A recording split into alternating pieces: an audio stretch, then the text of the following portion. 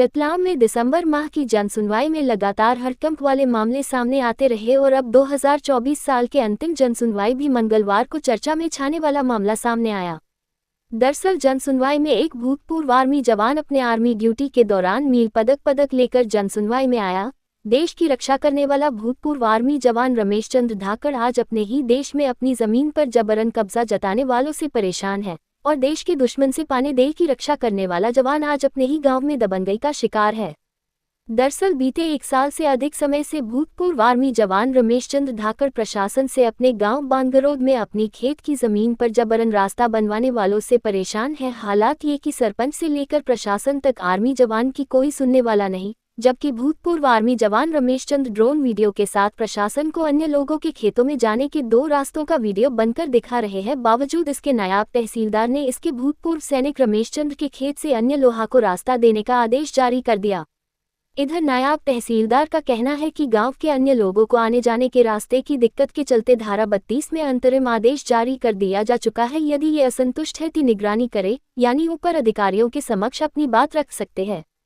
फिलहाल भूतपूर्व सैनिक अपने खेत की जमीन बचने को लेकर आगे वरिष्ठ अधिकारियों से गुहार लगाएंगे, लेकिन सवाल ये कि जब जनसुनवाई में देश की रक्षा करने वाले भूतपूर्व सैनिक को भी न्याय के लिए परेशान होना पड़ेगा, क्या देश के रक्षक जवान को उसी के गांव के लोगों से अपनी जमीन बचाने की गुहार लगाना पड़ेगी? ऐसे में जनसुनवाई में आम नागरिकों की कैसे सुनवाई होगी?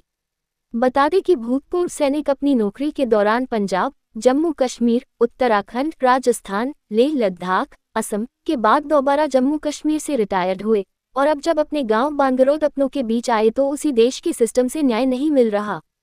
मेरे गांव के ही कुछ दबंग लोग ऐसे हैं जो मेरी ही ज़मीन पे अपना रास्ता बना के कब्जा करना चाहते हैं, जबकि उनकी ज़मीन पे आने जाने के लिए दूसरे 2 रास्ते हैं। उसके अलावा इन्होंने आवेदन लगाया नामली तहसील में, जहाँ पे इनकी सुनवाई हुई है, मेरी सुनवाई नहीं हुई है। मैं उनको प्रूफ दिखा रहा हूँ, मेरे पास पिछले फ़ोटोज़ है, उनके खेत पे आने जाने के ट्रैक्टर वाहनों के वीडियोज़ हैं, मेरे पास सारे सबूत दिखा रहा हूँ। उसके बावजूद उन्होंने मेरे अपोजिट उनके कहने पे इन्होंने अंतरिम आदेश जारी कर दिया है वहाँ पे, और मुझे वहाँ पे आके डराना धमकाना और सारी चीज़ें होती है।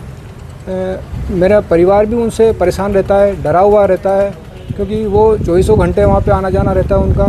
कभी भी वो कुछ भी हमला कर दे, कुछ कर दे वहाँ पे, तो हमारा कोई वो सुनने वाला कोई नहीं है वहाँ पर। अधिकारियों ने क्या कहा आपको भी? अधिकारी जो भी है सारे बोल रहे हैं कि आप इसकी निगरानी लगाइए, इस आदेश जो हो गया है इसकी निगरानी लगाइए आप, और अगर वहाँ सुनवाई नहीं होती है तो आप अपर मतलब कोर्ट वगैरह में आप अप्लाई करिए। मैं 2003 में मार्च में आर्मी में ज्वाइन किया था। मैंने गोवा में ट्रेनिंग करी, उसके बाद मैं पंजाब में रहा 2.5 साल, उसके बाद J&K में रहा 2.5 साल, उसके बाद मैं उत्तराखंड में 3.5 साल रहा, और उत्तराखंड के बाद मेरी राजस्थान में पोस्टिंग आई, 3.5 साल वहाँ पे रहा। राजस्थान से फिर मैं लद्दाख चला गया, 2.5 साल लद्दाख में रहा लेह में, और वहाँ से मेरी आसाम में पोस्टिंग आ गई। मैं आसाम में रहा 3.5 साल। आसाम से वापस मेरी J&K में पोस्टिंग आई, मैं J&K से फिर 1 साल रह के मैं अपने पेंशन आ गया। अभी 1.5 साल से मैं अपने घर पे हूँ, अपनी खेतीबाड़ी देख रहा हूँ, लेकिन गांव वाले कुछ ऐसे लोग हैं जो मुझे ये काम नहीं करने दे रहे हैं। एक आर्मी मैन आए थे आज, उनका भी ज़मीन का विवाद है, क्या कि उसमें आगे कार्रवाई चल रही है? इनका प्रकरण नायब तहसीलदार टप्पा नाबली में प्रचलित था।